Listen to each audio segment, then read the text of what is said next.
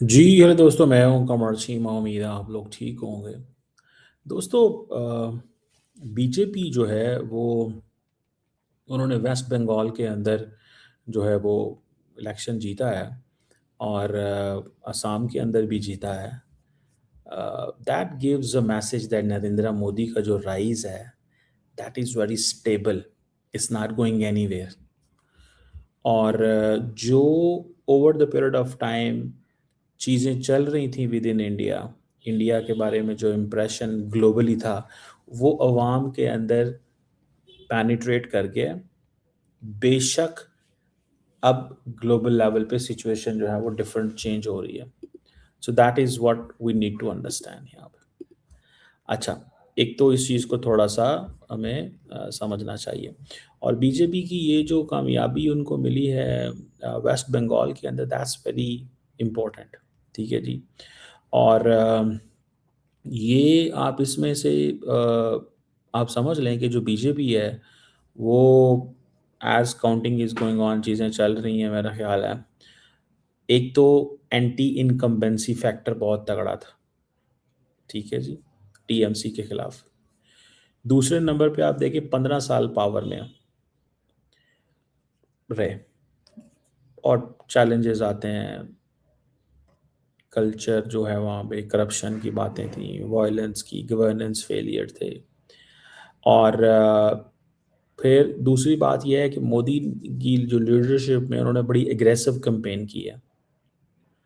ठीक है जी, media control उन्हें करना आता है, उन्होंने रोड शोज़ किए, इमोशनल तकरीरें की। ठीक है जी, वेलफेयर बेनिफिट का नाम लिया, ख़वातीन को उनकी सेफ्टी सिक्योरिटी उनकी वेलफेयर की बातें की। ठीक है जी। अ, अब एक ही नारा था वहाँ पे, मैं देख रहा था कि पाल्तानो दरकार दरकार, पाल्ताना दरकार मीन्स कि चेंज चाहिए। और नरेंद्र मोदी ने जो वेलफेयर नैरेटिव दिया खवातीन को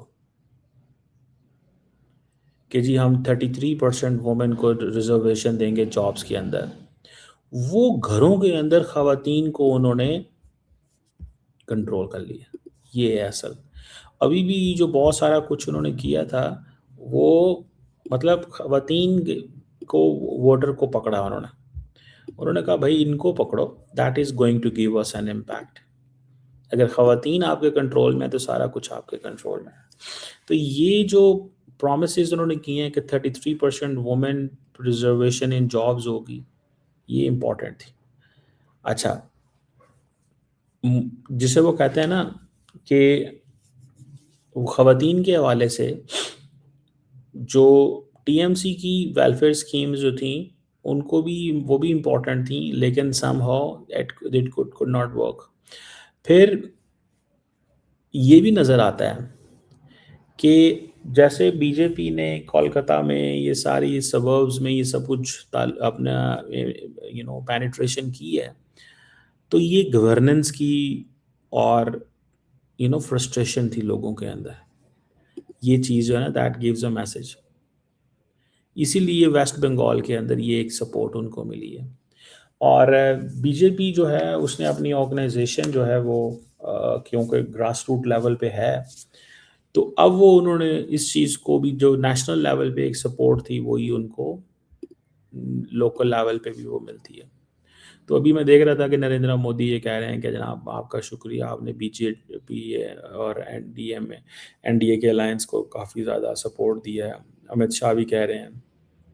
ठीक है जी, असम में भी विक्ट्री मिली है। तो ये these are some of the important factors one must not forget. इस चीज़ को भूलना नहीं चाहिए। ठीक है ना जनाब।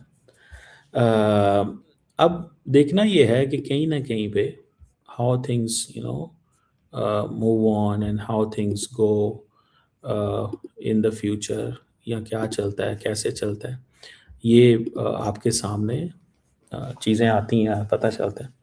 बहरहाल, मैं इस सारी चीज़ को जब देखता हूँ कि मोदी ने अपनी स्पेस बहुत तगड़ी बना ली है, बहुत तगड़ी। देखें, and then when you get into the Bengal के अंदर आप जब जाते हैं तो इट मीन्स कि यू गॉट इम्पॉर्टेंट थिंग्स।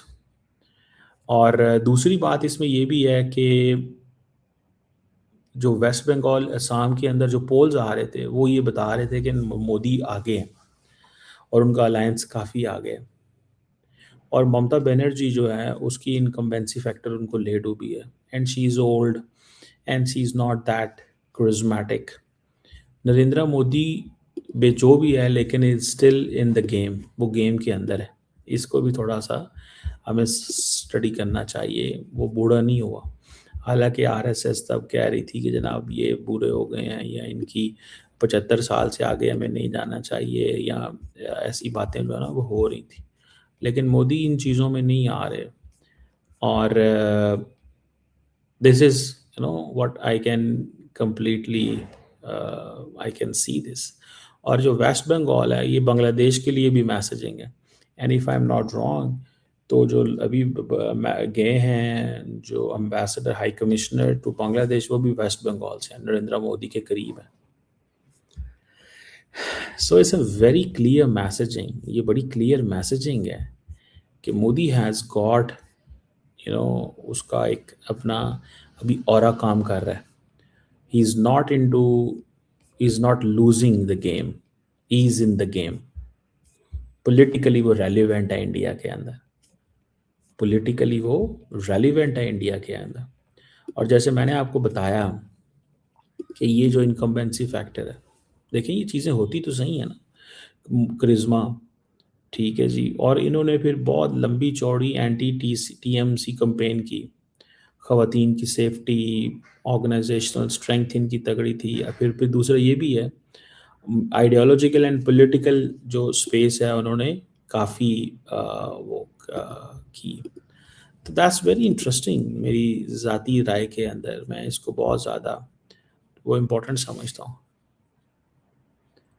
अब फॉर एग्ज़ाम्पल मोदी साहब जो हैं वो उनको ये है कि हम हर कीमत पे अपनी जो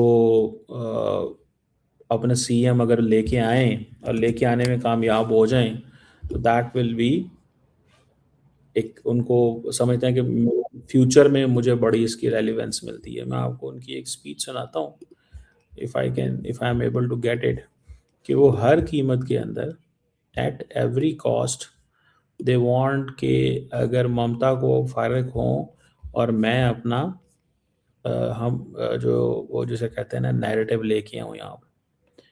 और मोदी का ये है कि वो जहाँ पे एक दफ़ा घुसता है उसको फिर वहाँ से निकालना थोड़ा सा मुश्किल हो जाता है। उसकी बहुत सारी वजूहात हैं। एक वजह तो ये भी है कि उनके ऊपर उनका कंट्रोल बहुत है, मीडिया के ऊपर उनका कंट्रोल है, नैरेटिव के ऊपर कंट्रोल है उनका, ठीक है जी। And they got understanding of that. यहाँ सुने जरा। यहाँ यहाँ बिहार से बहते हुए ही बंगाल तक पहुंचती है।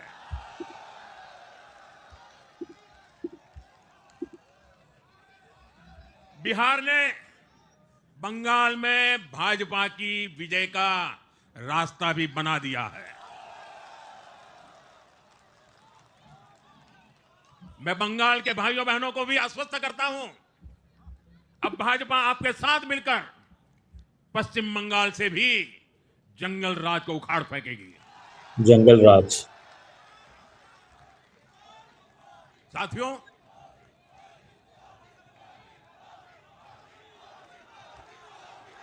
मोदी साहब को अपना नाम बड़ा अच्छा लगता है।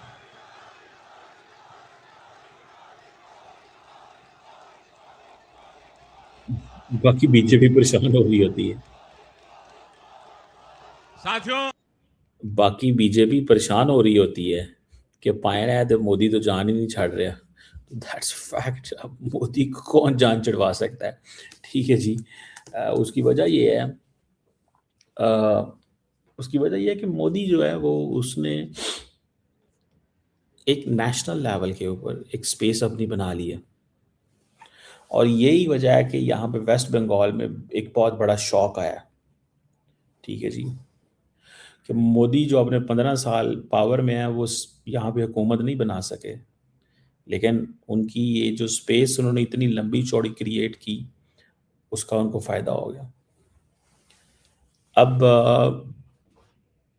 अब कहा जाता है कि ये जो ऐसे इलाके होते थे केरला या ये जो अब असम जो है, यहाँ पे बीजेपी ने अपनी पावर रिटेन कर ली, अपनी डोमिनेंस दिखाई। अ,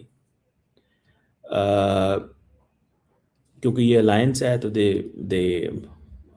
get into it and they explain the position, वो इसको वो करते रहते हैं। मुझे कम अज़ कम ये देख के कोई हैरानगी नहीं हुई। मैं बहुत सारे दोस्त पाकिस्तान में अक्सर मेरे से पूछते हैं कि क्या बनेगा इंडिया के साथ, कैसे डील करेंगे। मैंने तो एक बात बड़े क्लियरली बताई है, मैं कि Modi is going to stay here for another 7 to 8 years। ये 3 साल तो उसके पास हैं, अगले 5 साल भी नज़र आ रहे हैं कि वो मोदी के हैं, तो 7-8 साल तो कहीं नहीं गया।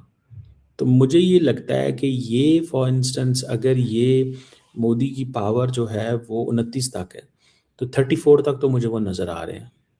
अगर वो 34 तक हैं, because he is good in good health, बहुत जल्दी वज़ीर आज़म, तो भारत के अगर ये 5 दफ़ा का वज़ीर आज़म रहते हैं या 4 दफ़ा के कम अज़ कम वज़ीर आज़म रह जाते हैं, तो आप इमेजिन करें the level of impact he will have over the politics and all that. तो पाकिस्तान और इंडिया के ताल्लुकात बेहतर नहीं होने वाले। और यहाँ पे पाकिस्तान में अब कोई किसी किस्म की एपेटाइट नहीं है इंडिया की ये बातें सुनने की। मैं आपको सच्ची बात बताऊं, ठीक है ना जी, पाकिस्तान में कोई एपेटाइट नहीं है इस चीज़ के कि इंडिया में क्या। यहाँ पे भी लोग तैयार हैं कि हम बात नहीं करना चाहते। जैसे इंडिया में लोग बात, लीडरशिप, आवाम तो बात करना चाहती है, लीडरशिप बात नहीं करना चाहती। तो वो कहते हैं ठीक है कि ये जो है ना ये चीज़ that is in front of us, कि ठीक है हम भी बात नहीं करना चाहते, नहीं तो ना से। सो क्योंकि पाकिस्तान ने बहुत सारे मैसेजेस भेजे, बहुत सारी चीज़ें की, बहुत सारे मामलात जो हैं वो देखे, ठीक है जी। तो अब जो है वो चीज़ जाके पता चलती है कि नहीं यार, ये it is not going to work out India के साथ। और बिल ख़ास तौर पे अब जो लड़ाई हुई पिछले साल इंडिया और पाकिस्तान की, वो that was very much, you know उससे बड़ा नुकसान हो चुका है। चीज़ें वैसी नहीं हैं, ठीक है ना जी, चीज़ें वैसी नहीं हैं जैसे हुआ करती थी। और मुझे मुझे कम अज़ कम ये नज़र आता है, and I can see it very carefully. इसको मैं देख सकता हूँ, मैं बहुत केयरफुली इसको देख सकता हूँ कि ये चीज़ जो है, ये पॉइंट जो है वो that is in front of अस। और ये जो नरेंद्र मोदी की जो स्ट्रेंथ है, ये याद रखें, दैट स्ट्रेंथ इज़ वेरी, उनकी हमें ये नज़र आ रही है कि कहीं ना कहीं पे ये स्ट्रेंथ जो है वो आपको वो जिसे कहते हैं ना, हम एक एक एक फ्रेमवर्क में नज़र आती है, एक वो समझाती है कि ये क्या है। अवाम उनके नैरेटिव को, उनकी चीज़ों को बाय कर रही है, अवाम उनकी चीज़ों को बाय कर रही है। अवाम ये नहीं कह रही कि बाय ठीक है, जो है ना जो है जैसे है। अवाम कह रही है कि नहीं, हमें नरेंद्र मोदी मॉडल अडॉप्ट करना है। तो वो उसका करिश्मा भी है, वो कंपेन भी अच्छी चलाता है, वो हेल्थ स्कीम्स, वेलफेयर स्कीम्स, ख़वातीन बेसिकली उनको पता है 50% ख़वातीन है, सारा टाइम मर्दों पे काम करते रहते हैं। वो ख़वातीन को इस तरह की चीज़ दे दो, वो खुद ही आपकी कंपेन चला दे, भाई मोदी करेगा भैया ये, ठीक है ना जी। महिला जो है ना, महिला उनकी सियासत की बड़ी इंपॉर्टेंट वो फैक्टर है। और वो जो टीएमसी की वेलफेयर स्कीम्स थी, ठीक है जी, वो उनको भी इन्होंने उछाड़ पछाड़ पीछे कर देना है। उनको समझ आ गई इंडिया के अंदर ख़वातीन फैसले करती हैं, ख़वातीन फैसले करती हैं। तो अगर ख़वातीन ये फैसले करती हैं घरों के वोटों के, तो वाई नॉट हम ख़वातीन के डायरेक्ट उनके लिए स्कीम्स अनाउंस कर दें, ठीक है। एक तरफ हम कहेंगे जी हम तो वुमेन एम्पावरमेंट कर रहे हैं, वो वुमेन एम्पावरमेंट ऐसी होगी कि जिसमें ख़वातीन जो हैं वो, उनको अपना ही सब कुछ फ़ायदा नज़र आएगा। इंटरेस्टिंग, वेरी इंटरेस्टिंग चीज़ जो है ना वो मुझे नज़र आ रही है। लेट्स सी कि ये अब किस तरह? अच्छा, नरेंद्र मोदी का इनकम्बेंसी फैक्टर को फ़र्क नहीं पड़ रहा, बाकियों के इनकम्बेंसी फैक्टर को फ़र्क पड़ रहा है। That is a $1 million question.